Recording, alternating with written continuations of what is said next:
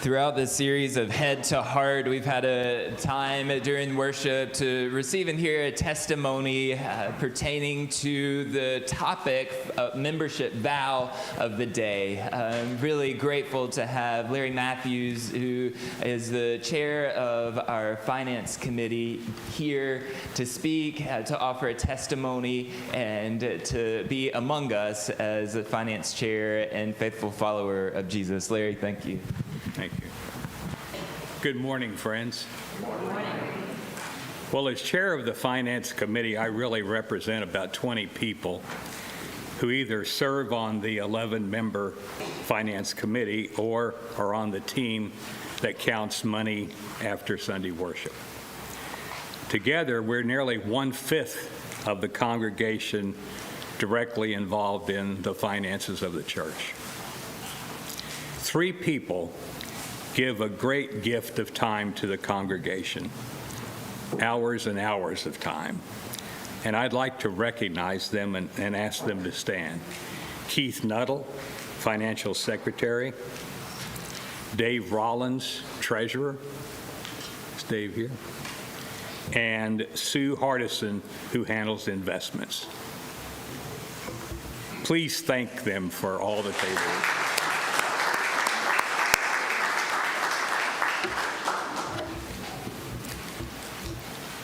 God blessed me beyond measure by giving me Christian parents.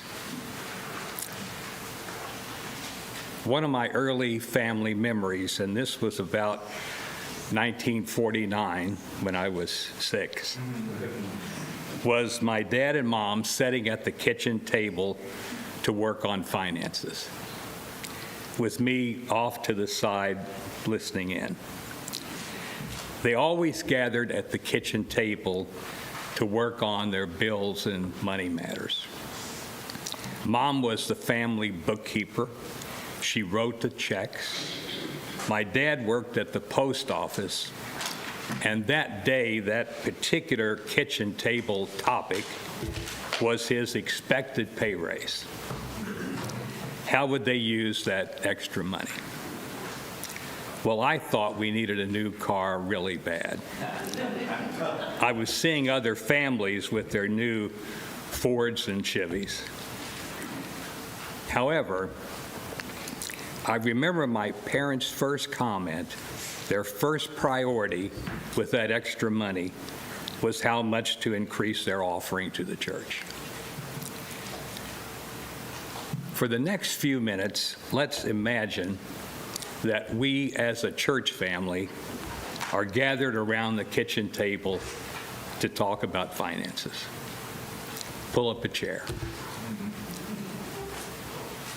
I hear church members say that they have no idea of our budget or our church finances. Our committee hears you and is working on ways to provide more and better financial information to our church members. Let me know if you would like a copy of the budget or other information about finances. The focus this morning is on the annual operating budget, supported by money that is given as offering for the general operation of the church. We're not talking about special accounts like designated funds donated for specific purposes like a future building fund or an emergency reserve or food pantry. Let me give you some bullet points about our operational budget. I suggest you write this down on your bulletin and take it home and look at it later. Our annual operating budget from unrestricted giving that we call offering is for $315,000, $315K. But over the past 8 years, we've averaged $270,000 of offering income. Like many churches, we suffered from and have not fully recovered from COVID. And we lost members due to disaffiliation.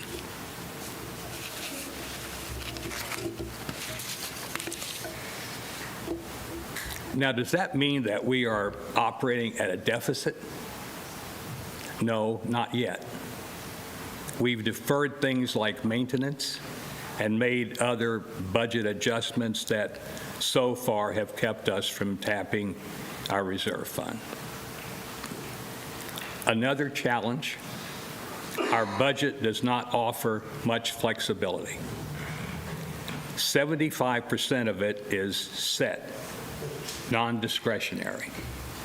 That 75% equals about $251,000.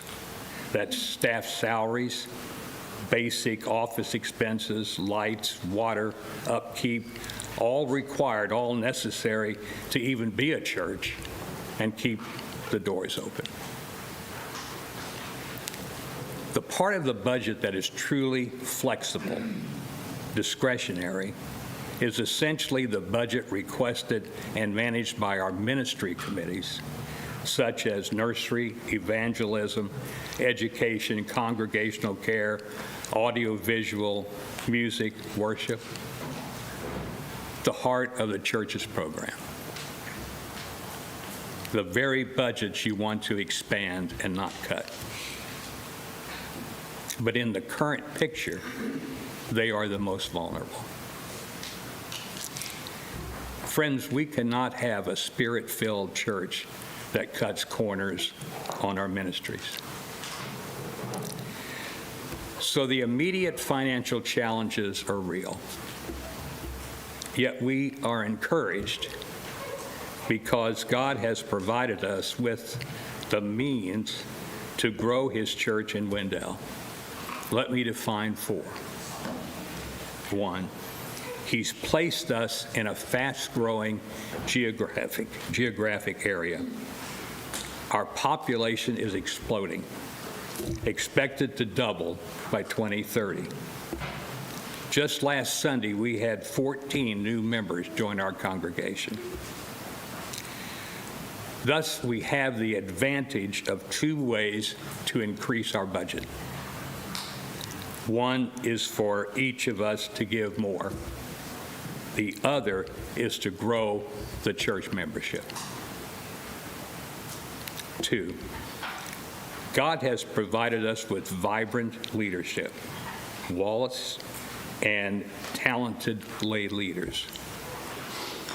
Three, we appear healthy to visitors.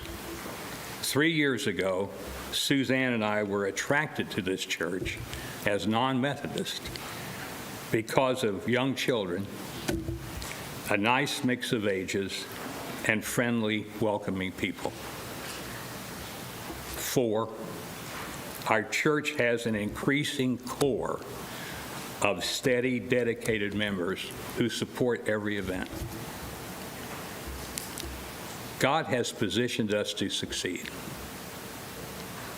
Let me encourage us, each of us, when we go home today, to prayerfully seek God's guidance in how we will participate in what God is doing in this church. What are we called to give? In money, time, and talent.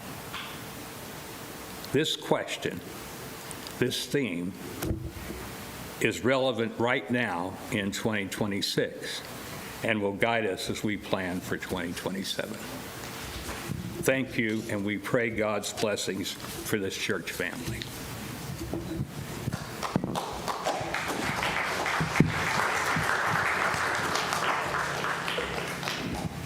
Y'all realize you just clapped after a financial report? I feel like that's something. All right, kids.